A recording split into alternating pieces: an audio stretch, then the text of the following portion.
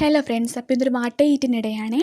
അപ്പോൾ രാവിലെ തന്നെ ഒരു ഗ്ലാസ് ചൂട് ചായ എടുത്തു. അതിനൊപ്പം ഒരു പഴുത്ത ഏത്തയ്ക്ക ഉണ്ടായിരുന്നു, അതും കഴിച്ചു. ഞാൻ ഏതോ ഒരു വീഡിയോയ്ക്കകത്ത് കേട്ടതാണ് നമ്മൾ രാവിലെ തന്നെ ഈ വെറും വയറ്റിലാണെങ്കിൽ ഏത്തയ്ക്ക കഴിച്ചുകൂടാന്ന്. അപ്പോൾ അത് ശരിയാണോന്ന് അറിയില്ല. പിന്നെ ഇഡ്ഡലി സാമ്പാറായിരുന്നു കഴിക്കാൻ. അങ്ങനെ ഇഡ്ഡലി വന്നു, സാമ്പാർ വന്നു. അങ്ങനെ ഇഡ്ഡലിയും സാമ്പാറും കൂട്ടി കഴിച്ചു. പിന്നെ കുറച്ച് കഴിഞ്ഞപ്പോഴത്തേക്ക് എനിക്ക് ദാഹിച്ച്, അങ്ങനെ കുറച്ച് മോരും വെള്ളം കുടിച്ചു. അതിനൊപ്പം കുറച്ച് ലേസും കഴിച്ചു. പിന്നെ ഞാനൊരു ഡബ്ബ വാങ്ങിയിട്ടുണ്ടായിരുന്നു.